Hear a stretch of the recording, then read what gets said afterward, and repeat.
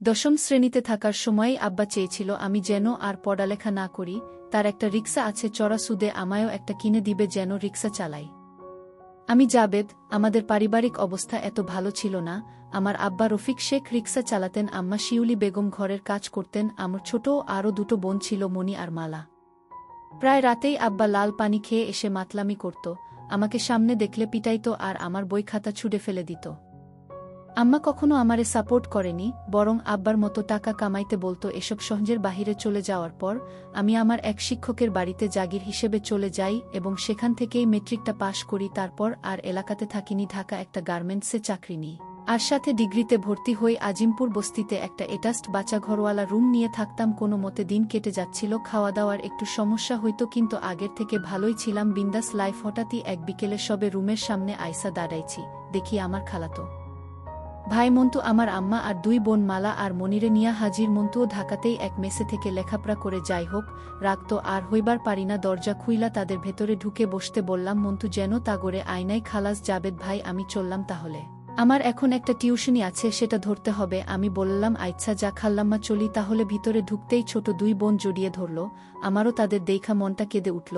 আমার বোনগুলা আমারে সত্যিই অনেক ভালোবাসে। বাড়িতে থাকতেও যখন আব্বার মায়ের খাইয়া কাঁদতাম, বোনগুলা আমার চোখের পানি মুছে দিত। মা বলল, জাবেদ তুই এত পাষাণ কেমনে হইলি রে?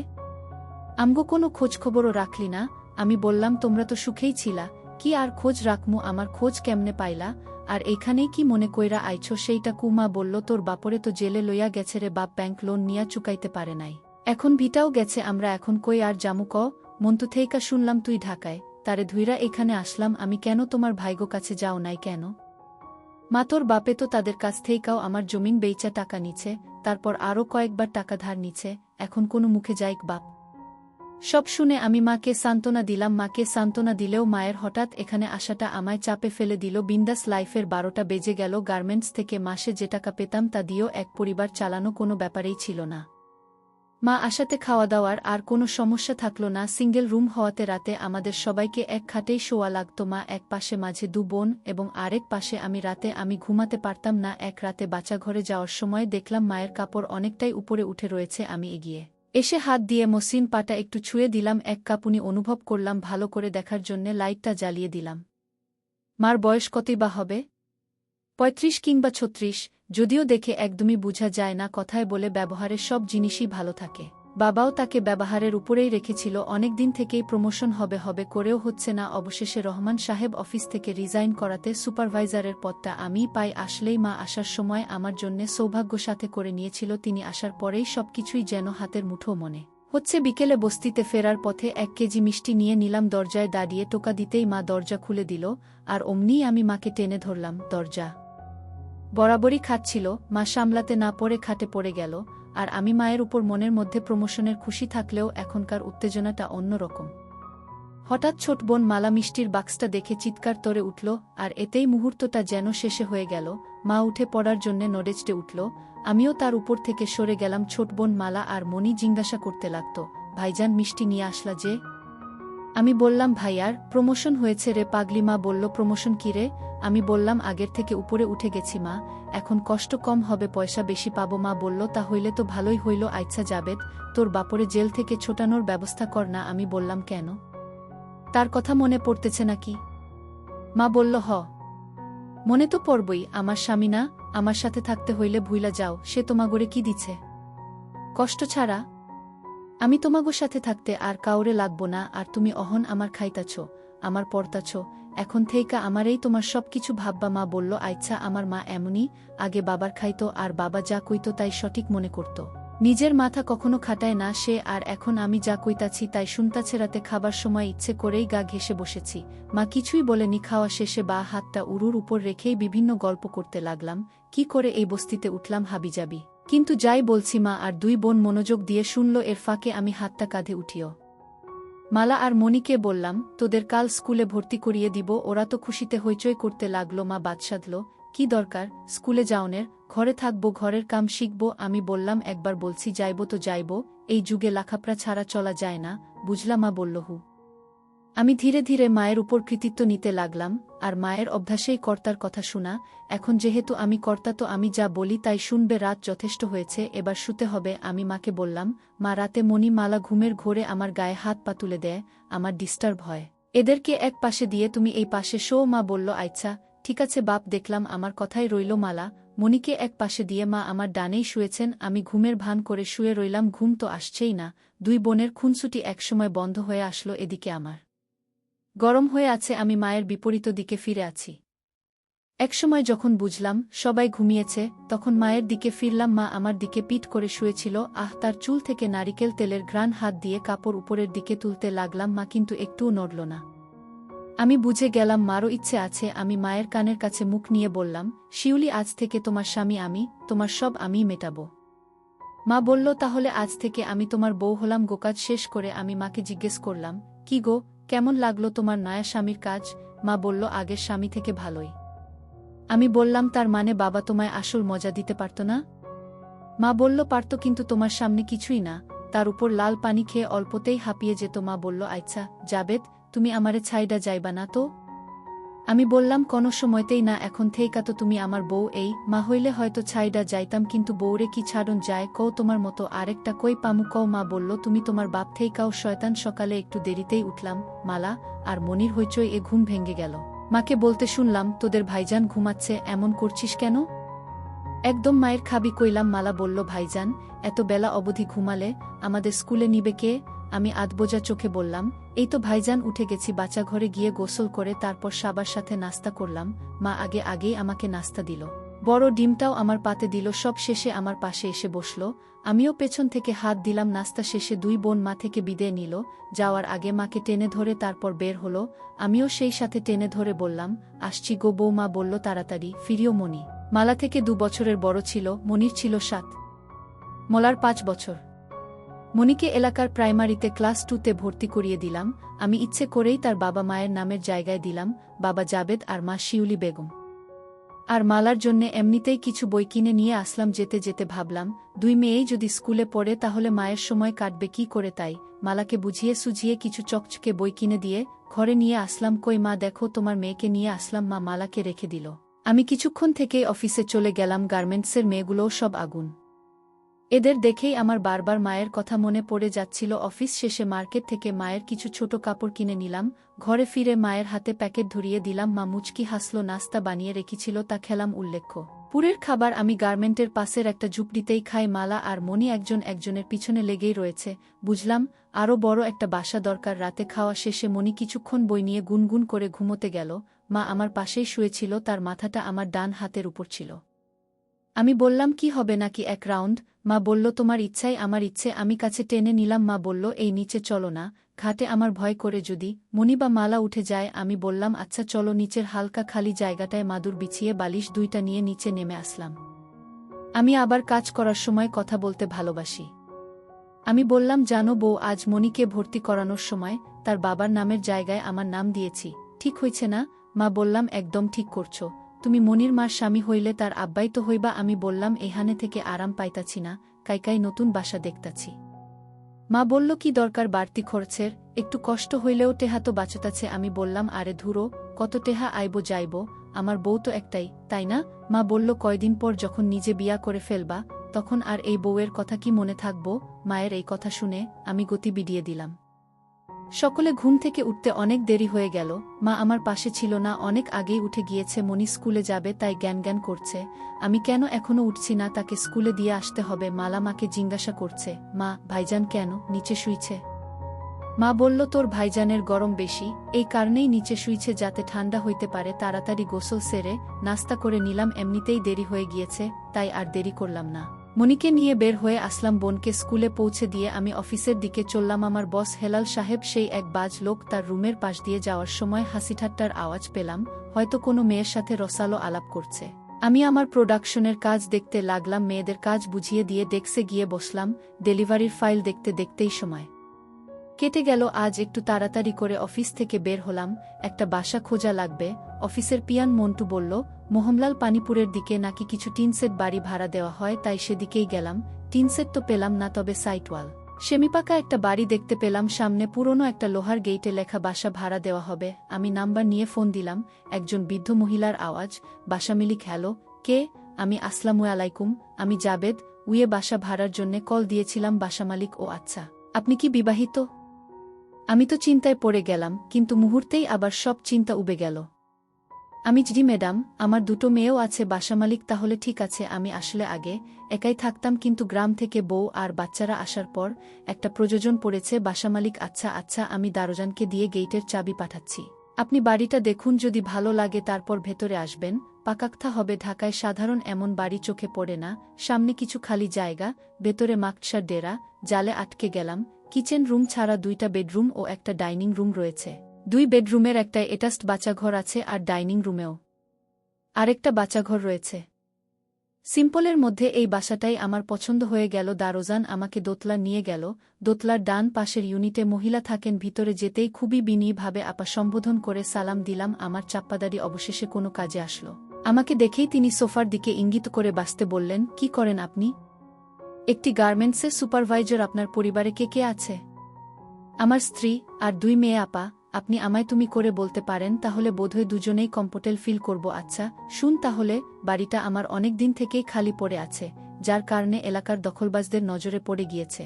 তাই মূলত ভাড়া দিতে চাচ্ছি। আসলে এমন একটি পরিবারকেই আমার বাড়িটা ভাড়া দিতে চেয়েছিলাম। আজকাল কত কিছুই হচ্ছে।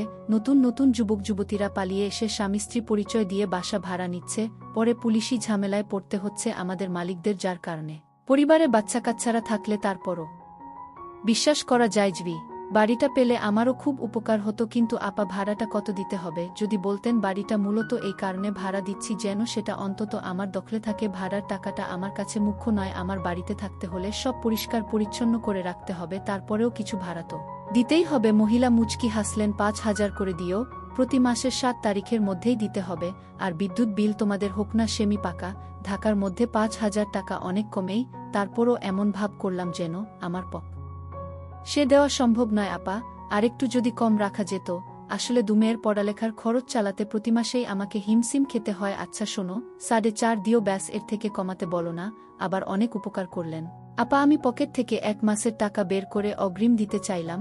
মহিলা নিতে রাজি হয়নি। অ্যাডভান্স লাগবে না, তুমি বরং তোমার স্ত্রী সন্তানদের নিয়ে কালকেই শিফট হয়ে যেও। আমি বাবুলকে বলে দিব ঘর পরিষ্কার করে দিতে। বাবুল মালিক আপার ঝাড়ুদার ছিলেন। আমি বিদায় নিয়ে চলে আসলাম মোহামলাল পানিপুর থেকে সোজা আজিমপুর। মা দরজা খুলে দিতেই ক্লান্ত দেহটাকে বিছানায় এলিয়ে দিলাম। মায়ের ডাকেই তন্দ্রাটা ভেঙে গেল।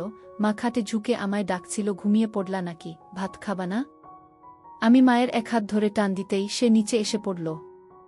দ্রুতই আমার হাত ছাড়িয়ে নিয়ে উঠে পড়লেন। মণি আর মালা ভাত খাচ্ছিল। তরকারি গরম করেছি, ভাত খেয়ে নেও বাড়ো তুমি। আমি হাত মুখ ধুয়ে বোনদের সাথে যোগ দিলাম। মণি বলল, জানো ভাইজান আজ স্কুলের ম্যাডামে একটা কবিতা মুখস্থ করতে দিচ্ছে, তাই নাকি? তুমি কি মুখস্থ করছো? হুম। ভাইজান তুমি শুনবা নাকি? মাঝখানে মা ধমকে উঠল। মণি তোরে কইছি না খাবার সময় বেশি কথা না বলতে।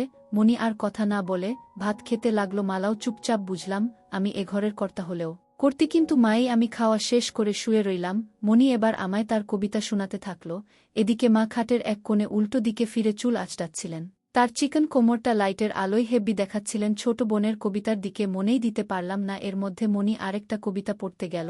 আবার মা বাদশাধেন। অনেক রাত হয়েছে, সকালে আবার স্কুলে যেতে হবে, ঘুমো এখন। মালা তার ওয়ার্ড বুকের ছবিগুলো দেখছিল। সে নারাজ। মা আমার তো স্কুল নেই, আমিও ঘুমাবো। ঘুমাতে হবে। সে বই রেখে চোখ বুজে রইল। মায়ের দিকে ইশারা দিতেই মা লাইট অফ করে আমার পাশে এসে শুলো। সে বোনদের দিকে ফিরে শুয়েছে।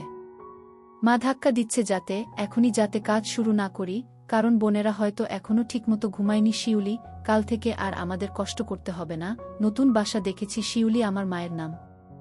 মা বলো কি দরকার ছিল আরে এভাবে? আর কতদিন? মা তা ঠিক কইছ, বাচ্চাগুলা দিন দিন বড় হইতাছে। এখন নতুন বাসাতে কিন্তু তুমি আমার বউ হিসেবেই যাবা, আর মালা আর মণি আমার মেয়ে। মা মনে এইটা কেমনে সম্ভব? আমি জানি না কেমনে সম্ভব, কিন্তু তুমি সম্ভব করবা মা। আমি না হয় তোমারে স্বামীর নামলাম, কিন্তু মালা মণি কি তোমাকে তাগো বাপ ডাকবো নাকি? ডাকবো, আর তুমিই ব্যবস্থা করবা যেমনেই পারো। আজ সবার আগে আমার ঘুমাই ভাঙল।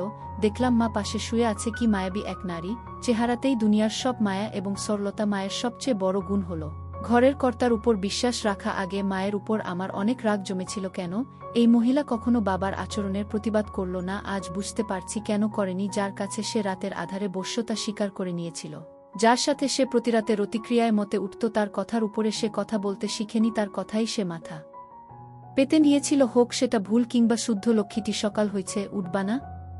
মা ধীরে ধীরে চোখ খুলতে লাগল। মা কি ব্যাপার আইসকে, তুমি এত সকালে কেমনে উঠলা? তেমার টানে গো শিউলি। মা হইছে সকাল সকাল আবার শুরু কইরা দিও না, সরো, আমারে উঠতে দেও। আমিও উঠে গিয়ে ফ্রেশ হলাম। মা এই ফাঁকেই মালা আর মনিকে জাগিয়ে দিল। তারাও একে একে দাঁত ব্রাশ করে ফ্রেশ হয়ে নিল। এরপর মা আবার নাস্তা বানানোর কাজে হাত দিলেন। আসলে প্রতিদিন তো সকালে ঘুমেই থাকি, অনেক কিছুই লক্ষ্য করা হয় না। নাস্তা বানানোর সময় বিন্দু বিন্দু ঘামে তাকে আরও অনেক বেশি কাছে টানে। সাহায্যের ছুতো বারবার ছুঁয়ে দিচ্ছিলাম। বোনেরা তো তাদের নিজেদের মধ্যকার খুনসুটিতেই ডুবেছিল। অবশেষে নাস্তা সারলাম। মাকে বলে রেখেছি কাপড় চোপড় আর বাসন কোসন সব যেন গোছগাছ করে রাখে। আমি এসে ফ্যান আর খাটটা খুবলো। মনিকে স্কুলে দিয়ে আমি অফিসে চলে গেলাম। অফিস থেকে আজ হাফ শিফটেই বের হয়ে আসি। আসার সময় হেলাল সাহেবকে বলি, বস আসলে যেন সামলে নেন, বের হয়েই পাশের মার্কেটে যাই। মায়ের জন্যে একটা বোরখা দেখতে থাকি। মা যেহেতু হলদে সাদা রঙের, তার জন্যে কালো রংটাই পারফেক্ট মানাবে। মারেরই একটা বোরখা নিলাম এবং একজোড়া নতুন জুতো, কিছু চুড়ি আর হালকা একটা বড় মেকআপ বক্স মালা। আর মনির জন্যেও নতুন জামা আর জুতো কিনি। মা বলেছিল তার জন্যে নিরোধক বডি কিনতে, কিন্তু আমি কিনলাম না, কারণ এক সিনিয়র ভাই বলেছিলেন বডি খেলে নাকি শরীর মুটিয়ে যায়। আমি চাই না আমার মা প্লাস বউটা মুটিয়ে যাক। সব শপিং করা শেষে ঘরে ফিরে যাই। মা অনেক খুশি হলেন, মালাও খুশিতে আত্মহারা। মা ঘরের সব কিছুই গুছিয়ে রেখেছিল। আমি স্কুল থেকে মনিকে নিয়ে আসলাম, তারপর সিলিং ফ্যান ও খাটটা খুলে রাখলাম।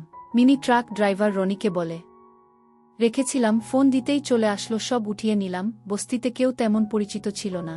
এখানকার মানুষকে কখন আসে কখন যায় তারই ঠিক নেই, পরিচয় হবেটা কখন। মা বোরখা পরার পর তাকে পুরোই নায়িকাদের মতো লাগতেছিল। আরও মুখে হালকা মেকআপ করার কারণে বয়সও অনেক কম মনে হয়। মনি, মালা আর আমি সিএনজি করে মোহামলাল পানিপুর গেলাম। মালিক আপাকে ফোন দিতেই বাবুলকে দিয়ে চাবি পাঠিয়ে দিল। তালা খুলে গেটের ভেতরে ঢুকতেই দেখি সেদিনের সম্পূর্ণ উল্টো চিত্র। সেদিন কেমন অপরিষ্কার ছিল, আজ একেবারেই ঝকঝকে। বাড়িটা মায়ের অনেক পছন্দ হলো। বাবুল ভাই চাবি বুঝিয়ে দিয়ে চলে গেলেন। কিছুক্ষণ পর ট্রাক আসলে সেখান থেকে রনির সাথে ধরে সব মালামাল বাহির করে নিয়ে মোটামুটিভাবে খাট ফ্যান ফিট করার পর রনি সহ আমরা টিফিনকারি করে বয়ে আনা মায়ের রান্না করা মাংসের খিচুড়ি খেলাম। ভাবি খিচুড়িটা অস্থির হয়েছে। আমি কিন্তু রনিকে বলিনি যে সে আমার বউ, কিন্তু রনি অনুমান করে নিল। এ থেকে বোঝা যাচ্ছে শুধু আমার চোখে নয়, বাকিদের চোখেও মাকে কম বয়সী মনে হচ্ছে। মা, আরও কিছু নেও। রনি, না না ভাবি, এর থেকে বেশি খেলে আর নড়তে পারবো না আমি। তোর ভাবির হাতের রান্না সত্যিই খুব ভালো হয়। আমার বউ বলে না, নিরপেক্ষভাবেই বলছি। আমি হাসতে লাগলাম। মা, হইছে, তুমি এবার থামো। খাওয়া শেষে রনিকে ভাড়া বুঝিয়ে দিলাম, সে চলে গেল। মা এরই মধ্যে ঘর গুছানোর কাজে লেগে গিয়েছেন, একেবারে জাত গিন্নি। আমি ক্লান্ত হয়ে শুয়ে রইলাম। আমার পিচ্চি বোন মনিও ক্লান্ত হয়ে আমার পাশেই শুয়ে পড়ল। আর মালা মায়ের পিছনে পিছনে মায়ের কাজ বাড়াচ্ছে। মনি, ভাইজান, বাড়িটা আমার খুব ভালো লাগছে। আমি তাই নাকি রে? আমি তাকে কাতুকুতু দিতে থাকলাম। এর ফাঁকে আমি আবার ফার্নিচার দোকানে গেলাম। স্টিলের একটা খাট প্লাস ফোম এবং একটা সিলিং ফ্যান কিনে নিয়ে আসি। ঘর গোছাতে গোছাতে মাগরিবের আজান দিয়ে দেয়। এটাস্ট রুমে ছোট ওয়ার্ড্রোবটা এবং বড় খাটটা দিলাম। আর 2 রুমে স্টিলের খাট প্লাস সিলিং ফ্যান লাগালাম। কিচেনে সিলিন্ডার প্লাস চুলা ফিট করলাম। আর সব বাসনকোসন মা রান্নাঘরে সেলের উপর গুছিয়ে রাখল। সব টাকার উপর দিয়ে গেল। ভাগ্যিস আগ থেকেই ব্যাংকে কিছু টাকা করে রেখেছিলাম। মা অবশ্য বাড়তি খরচে বিরক্ত। তার এক কথা, কেন স্টিলের খাটটা কিনলাম? তার কানে কানে বললাম, রাতে বুঝবা। মা লজ্জায় টমেটোর মতো লাল হয়ে গেল। মাস্টার বেডরুমে ঢুকে বাচ্চাঘর থেকে আমি ফ্রেশ হয়ে নিলাম। তারপর মা ফ্রেশ হওয়ার জন্যে বাচ্চাঘরে ঢুকল। বস্তির মতো এত কোলাহল আর শোরগোল থেকে বের হয়ে ভালোই লাগছে। অবশেষে মনমতো একটা বাড়ি পাওয়া গেল, মনমতো বিছানা। মালা আর মনি পাশের রুমে ফোমের উপর লাফাচ্ছিল। রাত 2, মাথার উপরে ফুল স্পিডে ফ্যান চলার পরেও ঘামে গা জবজব করছে। মা আর আমার দুজনেরই একই অবস্থা। কাজ করতে করতে কখন যে 3টে বেজে গেল বুঝতেই পারিনি। দীর্ঘ পরিশ্রমের কারণে ক্ষুধা লেগেছিল। আমাদের মা, ছেলের মা, রান্নাঘরে গিয়ে আমার জন্যে কিছু সেমাই বাটিতে করে নিয়ে আসলেন। সেমাই খাবা? হুমো। একটা জিনিস বহু আগ থেকেই লক্ষ্য করছি। যে দিন থেকে মায়ের সাথে প্রথম হয়েছিল সেদিন থেকেই মা আমারে যথেষ্ট সম্মান দিয়ে কথা বলে। মা আমার হাতে সেমাই দিয়ে নিজের জন্যে নিতে যাচ্ছিলেন। আমি তার হাত টেনে আমার পাশে বসিয়ে দিলাম। তারপর এক চামচ নিয়ে তার মুখে দিলাম আর পরে আবার আমি খেতে লাগলাম। বউ, তোমারে না কইছি মালা আর মিলিরে বলবা। আমারে যাতে আব্বা বইলা ডাকে। মা, আমারে কি এখনো তুমি বিয়া করছো? না। মা, তাহলে হেরা তোমারে আব্বা ডাকতে যাইব কেন? তার মানে তোমারে আগে বিয়া করা লাগবো? আচ্ছা, কালকাই তোমারে বিয়া করমু। এখন আসো, আরেক ধাপ হয়ে যাক। এই তোমার না সকালে অফিস আছে? আরে অফিস পরে, এদিকে আসো। সকালে ঘুম থেকে উঠি দু বোনের দুষ্টুমির শব্দে।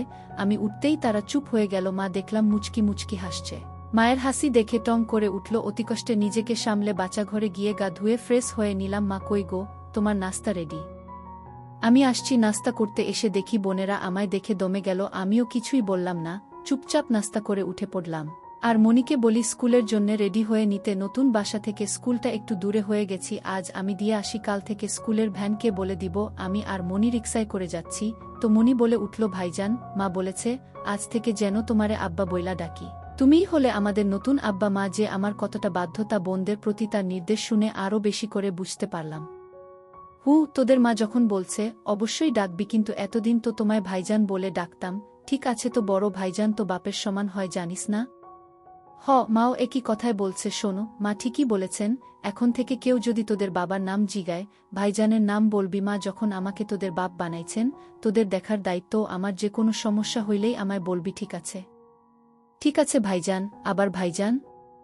ঠিক আছে আব্বা। ছোট বোনের মুখে আব্বা ডাক শুনে পরানটা জুড়িয়ে গেল। ছোট বোনের স্কুল চলে আসলো, তাকে টিফিনের জন্য কিছু বাড়তি টাকা দিলাম, আর একটা বিদায় আদর দিয়ে বিদায় নিলাম। আফিসে আজ বড় সাহেব এসেছেন।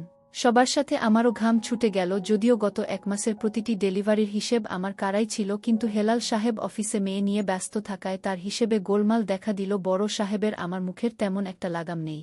চাকুরেদের যা তা বলে গালি দেওয়ার কাজে তিনি এক্সপার্ট। সবার মা বোন এক করলেও আমি বেঁচে গেলাম। তারপরও সারাদিন এক মুহূর্ত ফুরসত মিলেনি আমার সুন্দরী মাকে নিয়ে ভাবার। বেটা সারাটা দিন আমাকে আগামী মাসের অর্ডারগুলোর হিসেবে ব্যস্ত করে রাখল। বৃহস্পতিবারেও ফুল টাইম অফিস করে। যখন বাসায় আসলাম ভীষণ ক্লান্ত লাগছিল। ঘরে ঢুকেই হাতমুখ ধুয়ে চেয়ারে বসে পড়লাম। মাকে ঠিক কি বলে ডাকব বুঝতে পারছিলাম না। মা যেহেতু বোনদের বলেছে আমাকে বাবা বলে ডাকতে, তাই তাদের সামনে তো আর মাকে মা বলে ডাকা যায় না। এখন থেকে আমাকে তাদের বাবার মতো আচরণ করতে হবে, এবং মায়ের সাথে তাদের বাবা মানে আমার বাবার মতোই থাকতে হবে। তবেই তো ছোট বোনগুলো আমাকে বাবা বলেই মেনে নিবে।